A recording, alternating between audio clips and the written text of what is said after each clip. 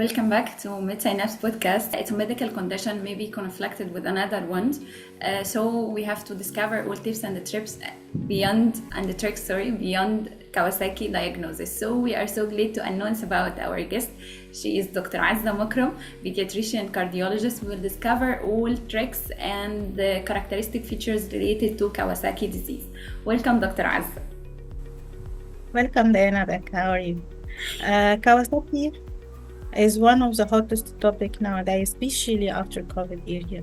Yes, exactly, because a lot of children already suffer from Kawasaki. Maybe they diagnosed in a wrong manner. So today you will discover all details.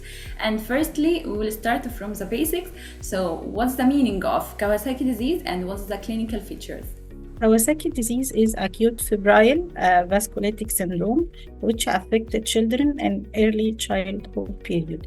And it was named as mucocutaneous syndrome, which affect also children before 5 years of age mainly.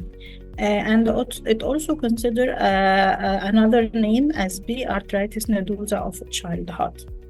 First described in Japan, but afterward it described in United States and then discovered worldwide.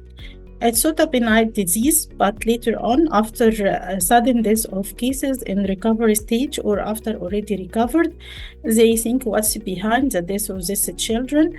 And after autopsy, they find some thrombosis in coronaries, which is the leading cause of death due to myocardial infarction. After that, the disease takes a dangerous zone. What's the clinical picture? What's the stages of the disease? What's behind the coronary thrombosis?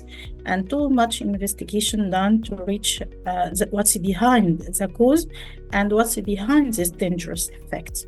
Great. So, Dr. Azza, in this section, we will have a critical point, which is how Kawasaki disease is diagnosed and how can physician differentiate it between Kawasaki disease and other febrile conditions. Kawasaki disease is a clinical syndrome. So we diagnose the case according to the clinical criteria, especially in complete form disease, because we have now two forms of the disease, complete Kawasaki and incomplete Kawasaki. In complete form, it's a clinical diagnosis. You depend on the high-grade fever, more than 5 days, and 4 or 5 major criteria. These 5 major criteria are first rash, which is maculopapular rash affecting the whole body, and it has a specific character. It is never petechial, never vesicular, and never pustular. Second thing, which is mucocutaneous change, it affects the mucous membrane, especially that of the lips, the tongue, and oropharyngeal region. But never you have tonsillitis or pustular tonsillitis, as happen in streptococcal infection. Also, you have the conjunctival injection, and this conjunctival injection usually mostly non-purulent, and it spares the lymphic area and completely recovered with no sequelae.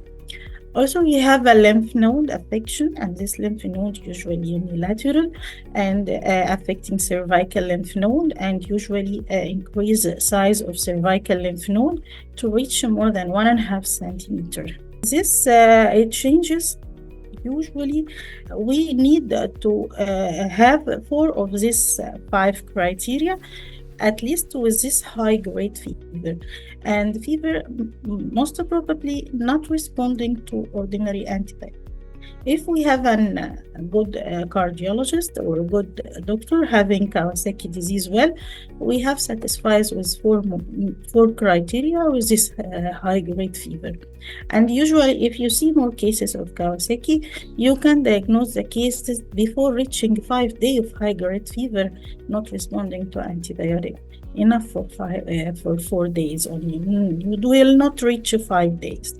So the condition related to high clinical suspicion, and you find the clinical scenario of the disease. In complete Kawasaki, you don't need any labs, you don't need any investigation, just you have the clinical criteria and you do echocardiography. But in incomplete form, there's dilemma about too much investigation must be done, because in this condition, you have 2 to 3 criteria of the disease with high-grade fever. So we have to go in more investigation, more extended investigation to organize the case and not to make too much diagnosis of Kawasaki disease. This condition, we have to do at least C-reactive protein and erythrocyte sedimentation rate. And when the condition in ESR more than 40 and the C-reactive protein more than 3, and this patient must be followed up until you have skin changes in the form of peeling of the skin. This condition, you have to do echocardiography, or you have much more criteria in lab, as elevated liver enzyme, hypoalbuminemia, elevated leukocytic count, you have thrombocytosis, and this condition will support the condition of incomplete Kawasaki, and you have to start a treatment. So, too much differential diagnosis with Kawasaki, but with good clinician, knowing the proper clinical picture, there is no misleading with Kawasaki. And when you do investigation, you much enclose the circle and you become concise with the disease. Great. So, Dr. Azza, do you know coronary artery aneurysms is the most risky complication for Kawasaki disease. So how do you assess the risk of coronary artery involvement? After Kawasaki disease have 3 stages: acute, subacute, and convalescent stage. And in complicated case, we have chronic stage. In acute stage, which is a stay for 7 to 14 days, and usually there is high-grade fever. In convalescence stage, this is a stage when fever is remitted and fever is subside. And the subacute stage, in convalescence stage, when the patient acute phase reactant started to disappear completely. Usually, when the 5 criteria we discussed before happen, we search for echocardiography, because echocardiography is so much important, especially in the subacute stage, which is the stage of coronary affection. In this stage, we do echocardiography, and this not coronary aneurysm alone nowadays is the major cause of cardiac affection. Sometimes we have myocarditis, sometimes we have valvulitis, sometimes we have aortic root dilatations. And in addition to coronary affection, echocardiography is enough in this stage. We measure the diameter of the coronary, especially the left main and left and right coronary. And in this condition, if the diameter of the area we see is more than 1.5 of the adjacent area, roughly we consider this area is dilated, and we have to plot it in what we know. This is this score, which is the average diameter of the coronary according to the age and height of the child. And we have to take action in this condition because there is a scenario of Kawasaki with coronary affection and Kawasaki without coronary affection. In case of Kawasaki without coronary affection, we have a regimen of treatment, and Kawasaki with coronary affection, there is long-term follow-up more and more, and frequent echo examination, and frequent modification of the treatment until the condition subside with no problem. Great. So, Dr. Azza, in this section, we will move to the management of Kawasaki disease. So, what is the mainstay treatments for Kawasaki disease, and how do you prevent coronary artery aneurysms? Management of Kawasaki is the modulation of the immune reaction, because Kawasaki is an autoimmune condition with genetic predisposition following infection or an etiological factor, most probably infection, and this etiological factor making autoimmune storm, and this autoimmune storm attack the vessel and makes a cascade of reaction leading to what in its maximum extension, coronary artery affection mostly. And it's not coronary only. The coronary is one of the arteries affected, but it's a more sad drama in the condition. Maybe there is too much affection of arteries all over the body. In this condition, we have to give something which subside this storm of autoimmune disturbance. We have to give IVIG, which IV immunoglobulin, and aspirin. The role of aspirin and IVIG here to neutralize the cascade of autoantibodies and help to get rid of this by excretion or by neutralization. Or by prevent its formation. And this immunoglobulin considered from the pool of body plasma of the human body and containing the four set of antibodies and go to neutralize the immune system. And after that, we give the steroid, give aspirin. This aspirin help in high dose to prevent inflammatory condition, and later on in a small dose to be in antiplatelet dose to prevent platelet aggregation and thrombus formation. This in case there is no complication and there is no coronary affection. But if there is coronary affection, we have to continue after the convalescence phase or during the convalescence phase with a small dose of steroid as an antiplatelet therapy. We have to consider other thrombolytic drugs like clopidogrel and heparin or warfarin according to the degree of the coronary affection. Sometimes we have resistant Kawasaki to immunoglobulins, so we have to give another dose of immunoglobulin or aggravate the treatment system. Maybe give infliximab, which is a anti-tumor necrosis factor alpha. We may give interleukin-1 monoclonal antibodies. We may give glucocorticoid, which in pulsed form or in a small dose tapering form. All this consider conjunct with two immunoglobulin, but immunoglobulin is the first stage treatment, which is alone or in combination with other, especially in the resistant state. There is too much therapies in trial, but this is the mainstay in the treatment of Kawasaki disease. Great. So, Dr. Azza, as you know, Kawasaki disease may have long-term consequence. So, how do you monitor patients for coronary artery disease after recovery? Usually, we do echocardiography when we diagnose the disease firstly. And if the condition of the coronary is okay, we have to make it again. We do it in discovery of disease in first week, and we do it in 6 to 8 weeks from the disease condition. If there is no coronary affection by this time, there is not likely to have any coronary affection.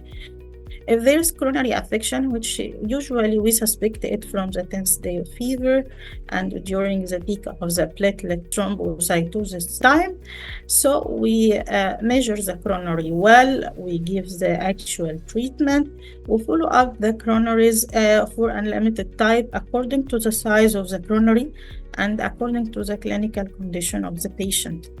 Patient having a small ectasia of the coronary differs than patient have a small aneurysm, differs than patient have large aneurysm. Each stage and each one must have a consideration.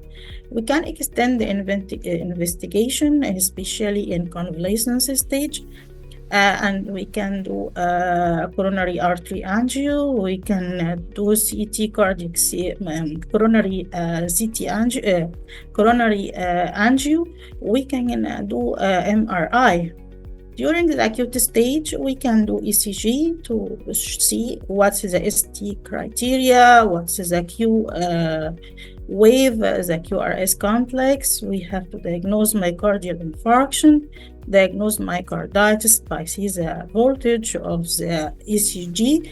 There is investigation rising from the basic to the top. During the admission, the case in hospital, we do the most light investigation, which is at least echocardiography and ECG to diagnose the diameter and diagnose the condition, to diagnose myocarditis, to diagnose myocardial infarction, and keep eye on clinical picture of the case and symptoms, because some cases die suddenly. And this case, when I examine the case before final shock or final deterioration, I see a big thrombus in the coronary. In this case, no one noticed what's behind. And when I take the history, this case was before acute febrile illness for 1 month and stay at home, and they come to us with myocardial infarction. So basic investigation is echo and ECG at last, and when there is coronary affection, we can rise with investigation until cardiac MRI and coronary angina. Great. So, Dr. Azza, early diagnosis in any medical condition is very critical. So, how does early diagnosis affect outcomes in Kawasaki disease? So, then if we have a case with mucocutaneous symptoms and high-grade fever, not responding to antibiotic, we have to extend our consultation. No problem to ask an expert doctor with a dermatologist to see this rash. Doctor, what's this type of rash? No problem to consult ophthalmologist. This eye condition, doctor, what you think about this eye condition? No problem to ask a doctor of immunology. Is this unilateral lymph node affection? What is this, doctor? What's the differential diagnosis here? Pharyngitis, doctor, what is this? Is this a scarlet fever? What's behind? So I think Kawasaki disease, when you are beginner in your career, you have to ask more consultation. Consultation save you and save your patient and give you experiences than you expect. And extend your differential diagnosis. Also, we have to ask a rheumatologist, because this go in differential diagnosis with idiopathic rheumatology of the children, and go in differential diagnosis with systemic lupus. So I think doctor collection and the doctor discussion is a good condition, especially in disease like this, taking a multisystem infection. Great. Dr. Azza, are there any maybe emerging or exciting therapies and research areas in Kawasaki disease? Yes, Kawasaki disease, there is too much therapies, especially in COVID area, because Western countries shows high peak of Kawasaki after COVID. And there is, in spite of that, Asia have too much lower incidence of Kawasaki, and they started to say there is 30% decrease of cases, and Western countries there is too much rising case, especially of Kawasaki-like illness. We wanted to know what's behind this, and what's make Kawasaki-like disease here more, and what's make Kawasaki disease itself lower in Asia, especially it is the origin of the disease and is a peak of high incidence of the disease. What's behind cases, and in spite of Kawasaki-like cases in Western country, they said no, it's not actual Kawasaki. It's we have to give it another name, another category, which multisystem disease of inflammatory disease of children, and it's must be catastrophic and come more with cardiac condition in the form of myocarditis and cardiac affection rather than coronary affection. Is that COVID responsible about the same immunological cascade like Kawasaki, or it is different than Kawasaki? We need to discuss this more. I make a 2 paper about 3 cases I report in the hospital, and I see too much cases come with aseptic meningitis or come with septic shock with no organism. And when these cases I try to examine it, I see coronary affection, and there is no history of COVID, or mother give a history of febrile illness, which is short duration, and then the case suddenly come in irreversible shock. And when I do echo examination as a routine examination in this severe condition, I found surprising coronary affection with thrombus. Sometimes we give gamma globulin to cases and the cases recovered. So we have to know what's behind Kawasaki, especially in incomplete form, because this incomplete form gives the highest rate of coronary affection, and this record is high in this condition because it's misleading, because the criteria here incomplete, and it can mislead and elude too much doctor, whatever the experience of him. And also we wanted to know what's behind the genetic factor, why Asia is more and Western country is less, and why it is more, and if father have it, his subsequent children may have severe form of Kawasaki. And we wanted to know what is the etiological factor. Is it infectious, or it is waterborne, or it is something else? What is the actual organism? Because no organism till now is discovered, in spite they found much more inclusion body of RNA in some cell of affected person, and they thought it is maybe RNA viral affection before the cascade of immune disturbance, but no actual positive organism is catched. So we have to know all this, and we have to discover what behind Kawasaki. And still in Africa, I don't see any researches about Kawasaki. All done in Asia, in Western country, even in Latin America, I found studies, but I don't see any big studies in Africa till now. So this condition in Africa is iceberg. You don't see the actual problem because no investigations done. I don't think it's in Asia and in Western country. I think in Africa, no one knows what's behind the Kawasaki in Africa. And also in the mode of treatment, if you catch the etiology, you will direct the treatment to the cause. But until you don't know, everything will be trial with success and error.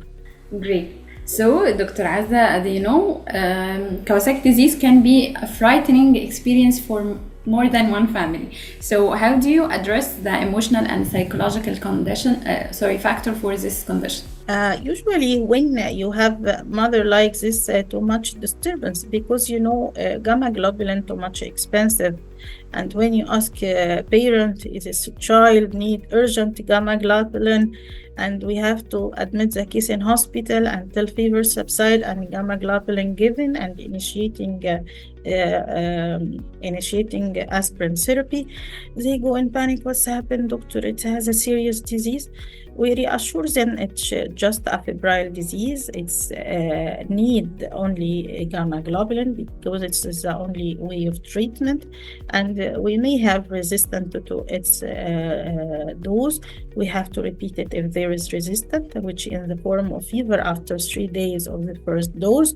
We have to give aspirin in high dose until the fever subsides and discharges the case in low dose of aspirin for another 2 weeks or 2 to 8 weeks. We have to know this disease is not infectious and no person-to-person infection. We have this disease have a long-term course follow-up, but not afraid, because the rate of recovery almost with gamma globulin around 90%.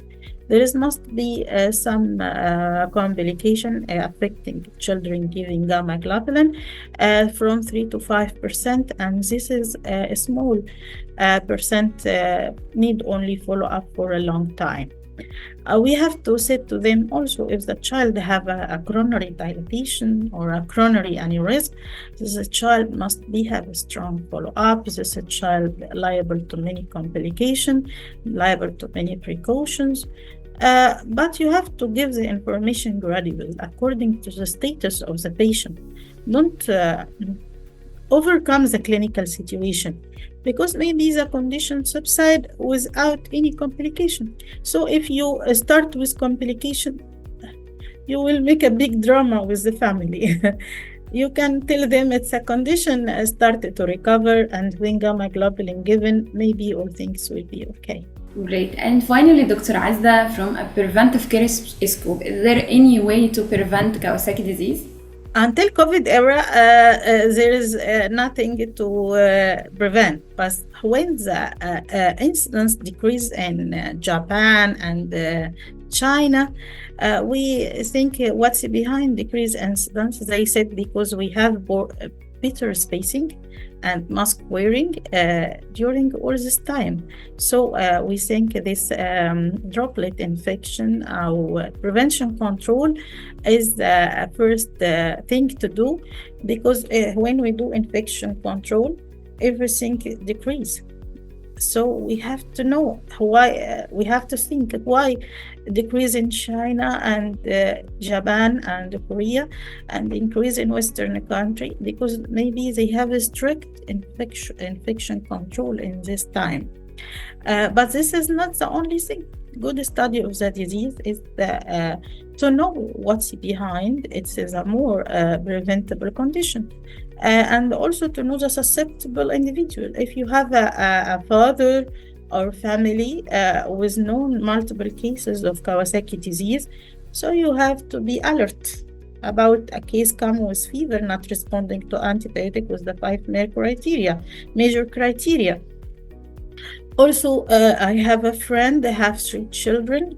Last month, she come with a younger one, and she asked me, doctor, I had this child because you talk a lot about Kawasaki. I say my son have peeling of the skin, and when I revised the clinical picture in the previous last month, I found this child may be Kawasaki. Could you examine my child, please, with echo? When I examine the child, I see just ectasia and the coronary artery with no more dilatation, just the brightness in the coronary artery. So I said, let's follow up the case and take aspirin, and it will be okay, inshallah. But when she go to another doctor, she said to her, your child play, it's okay, nothing, it's a child too much healthy, not to take aspirin, not to do anything. After 2 weeks, I said to her, what happened, why not follow with me? They said the child is okay, no need. After another week, she come to me, doctor, I'm afraid, could you do echo again?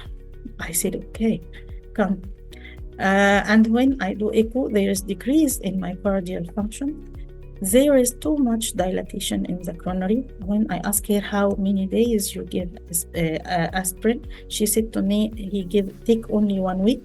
And when I go to another doctor, he said to me, stop it, please, no need. So we again with high dose aspirin. And she told me, doctor, can you examine his brother? I said, why? She said, because 2 years before, he has the same manifestation. And he may be Kawasaki, and I don't know.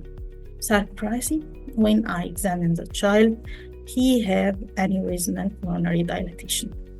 So when you have a family member with with the condition, you have to suspect the condition in a child with the same symptoms, and you have to concentrate because it's running family, and there is genetic predisposition. If you have a father with previous Kawasaki disease, you have to take care with your son, because your son may have Kawasaki disease one day. You don't need to make panic condition in families, but it must be considered. And also, when you distribute the information, distribute to take precautions, not to make horrible attitude to the doctor or to the family. So when you spread the condition, I think we put it in the suitable position. Exactly, Dr. Azza, you are totally right. We have to make some precautions to avoid maybe complication for another, and it's related to maybe genetic factors, so we have to be aware of some of our history and so on, and be maybe ready for any complications. That's it. And finally, I need to thank you so much for sharing your valuable insight in managing Kawasaki disease, because it's a very conflicted medical conditions, and I'd love to meet you again in different episodes to invade more and more from cardiology medical condition, especially in children. Thank you so much, Dr. Azza. Thank you, Diana, and waiting for you. Thank you. Goodbye. Bye-bye. Bye.